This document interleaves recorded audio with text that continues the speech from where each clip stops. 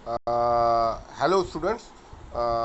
इस वाले जो हमने आपको लास्ट वीडियो भेजा है ऑफ चेक डिसोनरिंग, तो उस चेक डिसोनरिंग का जो हमारा वीडियो है उसमें थोड़ा सा हमारा कुछ मिसकंसेप्ट हो गया, उसको मैं थोड़ा करेक्ट करना चाहता हूँ।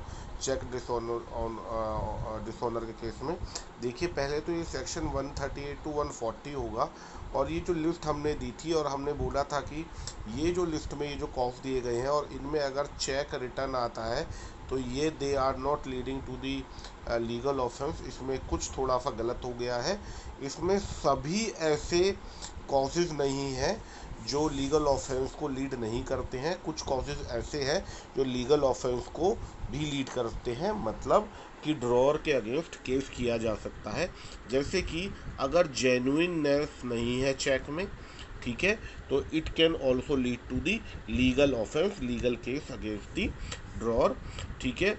और लॉफुल ऑब्जेक्ट के लिए नहीं है, तो ये पूरा डिस्क्रिशन पर डिपेंड करता है बैंक के कि वो पेई को उसका पेमेंट करे या ना करे। ये भी लीगल ऑफेंस के लिए लीड कर सकता है। इसके अलावा अगर इस तरीके की इंटेंशनली डेट इनवैलिड डेट डाली जाती है तो ये it can be asked by the bank from the drawer कि वो ऐसी डेट, इस तरीके की इनवैलिड डेट क्यों डाल रहे हैं।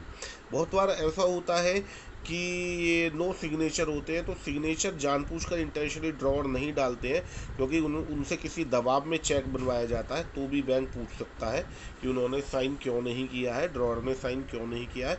लेकिन ये वाला केस लीगल ऑफेंस को लीड नहीं करता है।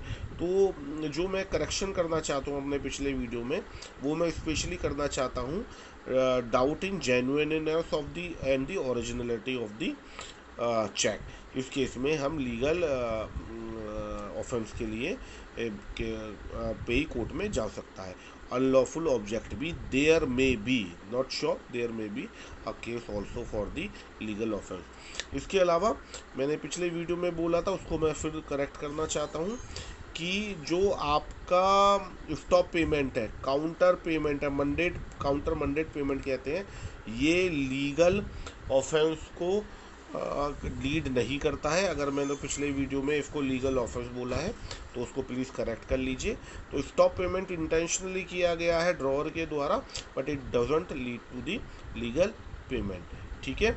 आगे बात कर लेते हैं कि किस तरीके से प्रोसीजर है। जो प्रोसीजर आपको बताया था, तो ये प्रोसीजर, ये क्योंकि एक क्रिमिनल ऑफेंस होता है, अगर डिसऑनरिंग ऑफ चेक है, कुछ स्पेसिफिक रीज़न जो रीजंस हैं डिसऑनिंग ऑफ चेक, तो ये case will be look after by the judicial magistrate first class, either the judicial magistrate of first class or by the metropolitan magistrate if because of being the criminal offense, these case will be heard by these two people, these two judicial magistrate, honorable judicial magistrate first class and honorable metropolitan magistrate, ठीक है। ये यहाँ पर मैंने लिखा है। और आपका जो हमने बात किया कि प्रोसीजर क्या है, बैंक इन्फॉर्म करेगा होल्डर को और पेई को कि आपका चेक वापस आ गया है विद टेलिंग द रीज़न। उसके बाद होल्डर जो है ड्रॉअर को ऑफ़र करेंगे 30 दिन के अंदर कि आपका चेक वापस आ गया है भैया, क्यों वापस आया है। और फिर 15 दिन के अंदर डिमांड करेंगे पेमेंट की, पेमेंट कर दिया जाए। आपका मुझे को पैसे का, जो आपने मेरे को पैसे का चेक दिया था वो डिसऑन हो गया है। अगर पार्शियल पेमेंट भी कर देते हैं ड्रॉअर, वो भी डिसऑनर के अंदर आता है। ये सब मैंने आपको बताया है। और अगर फिर भी ड्रॉअर पेई को चेक नहीं, पेमेंट नहीं करते हैं एनी हाउ, किसी भी तरीके से, तो होल्डर फिर 15 दिन में ये दोबारा जब डिमांड पेमेंट करते हैं 15 दिन में, उसके 16वें दिन से लेकर 1 महीने के अंदर, from 16th day till 1 month के अंदर वो कोर्ट में जा सकते हैं।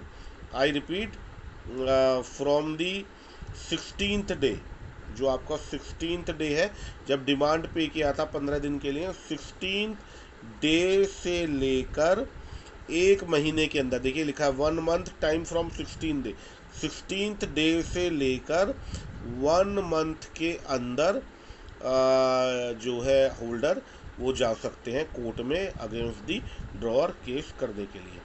तो ये कुछ लाइन मैं आपको बताना भूल गया था, तो इसको मैं करेक्ट करता हूँ यहाँ पर।